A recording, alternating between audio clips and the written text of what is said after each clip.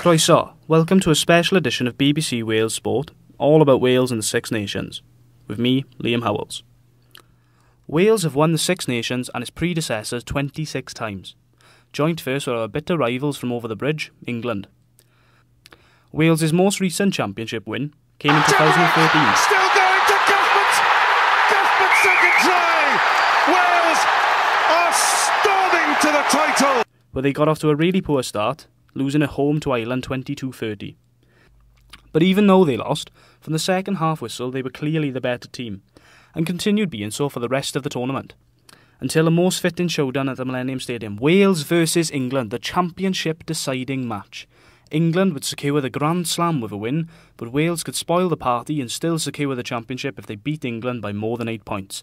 Now that is music to the ears of any Welshman and any Welshwoman, I'll tell you that. The game started off relatively slow as far as points were concerned, but by the second half Wales were the stronger team. Eventually their efforts were repaid as they put the pressure on England, eventually emerging victorious with a 30-3 win. Wales' biggest ever recorded win against England. Wales defeated England in a fast and open game. We sang Cwmr Honddar and Delilah, damn, they sounded both the same.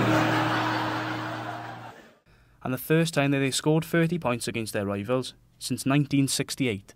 Wales became Six Nations champions for a second consecutive season.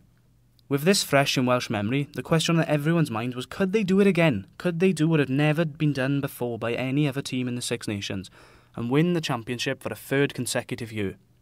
Everyone in Wales certainly felt that we could, with a promising start by beating a determined Italy at home.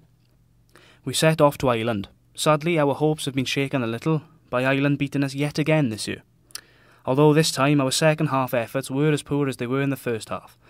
Warren Gatland has even quoted as the worst he's ever seen Wales play since he has been in charge of the team. It did turn into the Jonathan Sexton show in the end, as the Ireland 10 almost single-handedly defeated Wales by pinning us deep in our half. Nevertheless, our hopes still remain. After all, we won the championship last year.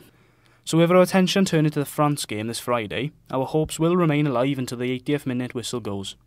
But realistically speaking, the championship will be lost if we lose to France. This is all we have time for, guys, but join me next Tuesday evening where we will be discussing the result of the game and what that does for our hopes in the championship.